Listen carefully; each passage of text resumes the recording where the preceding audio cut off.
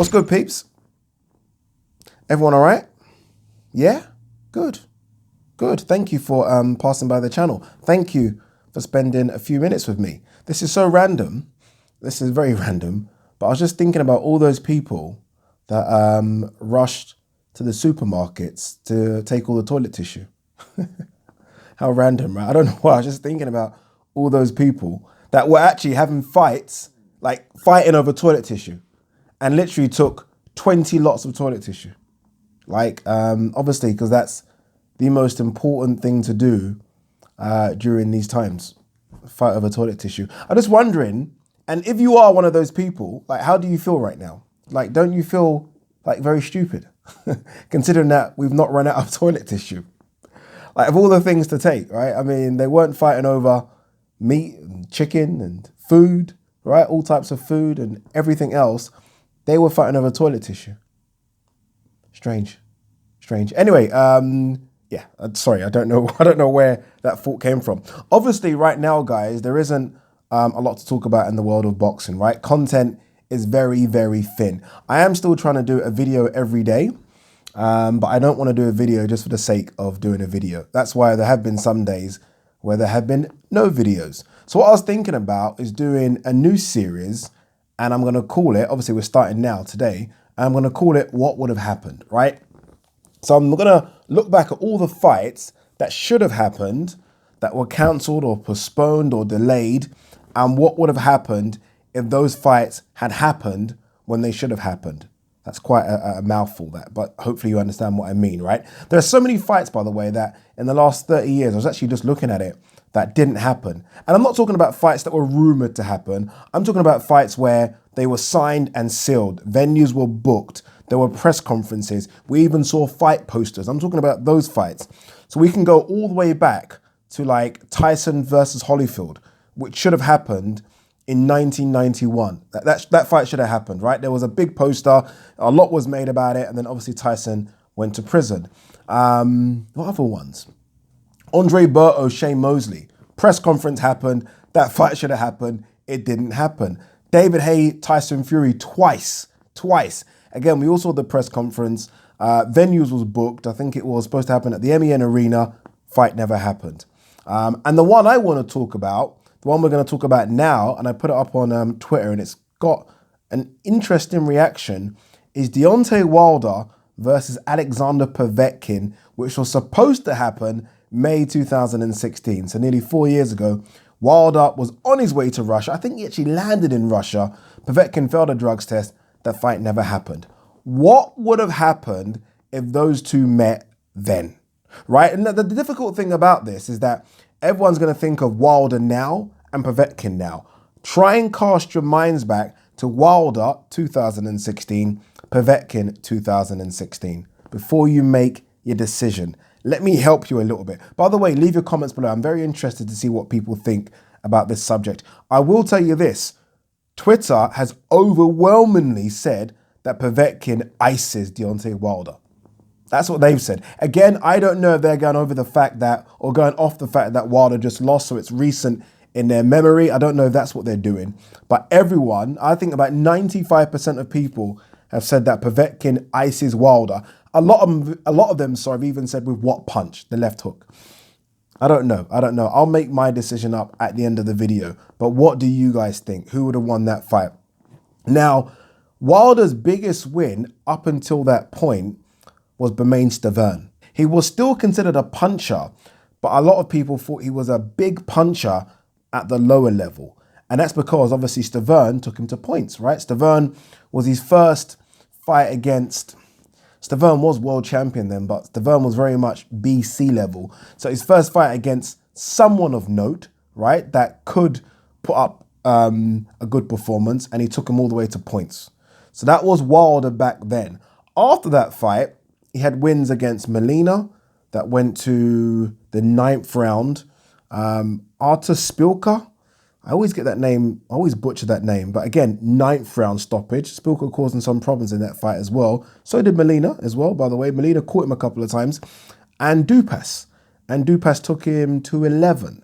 So not the vicious puncher we think of Wilder is now, right? Obviously still a big puncher. I mean, the way he laid out Spilka was frightening, but not the way in which we think of Wilder now, maybe.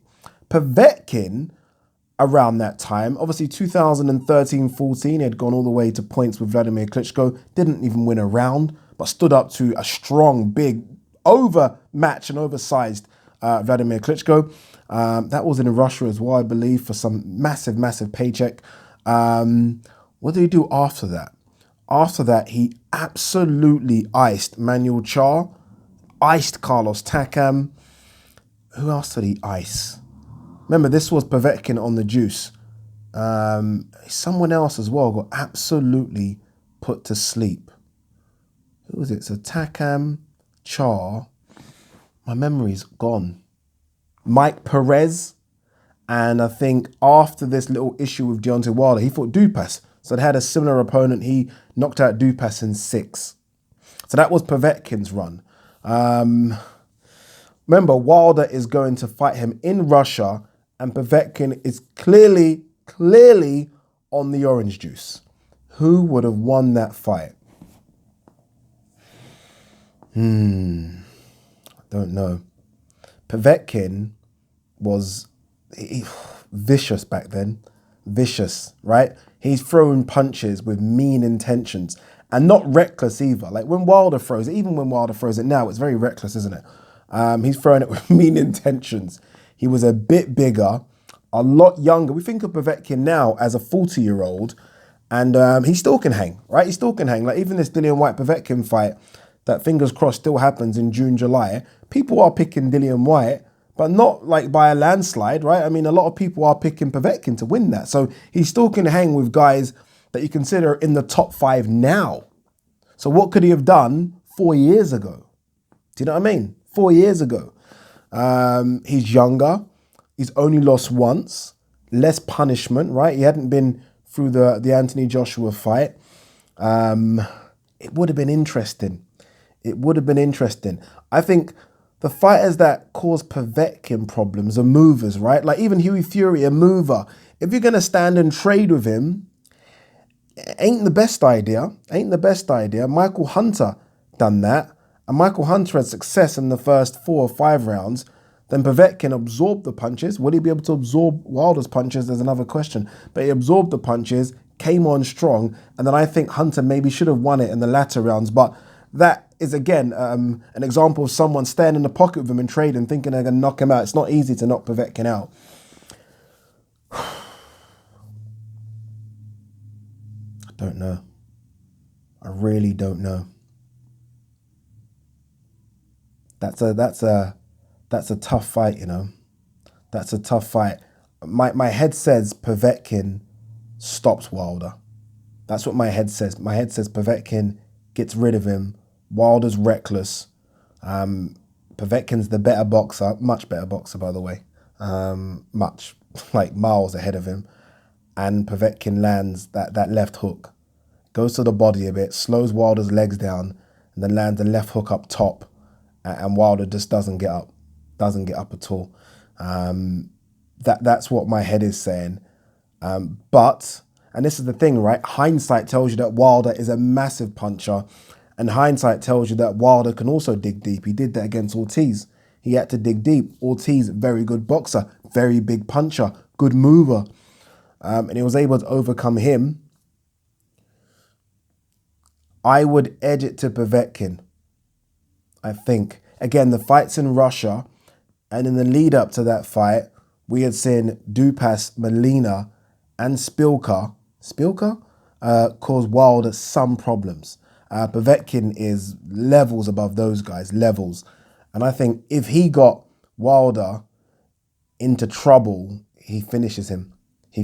But again, we know Wilder's power.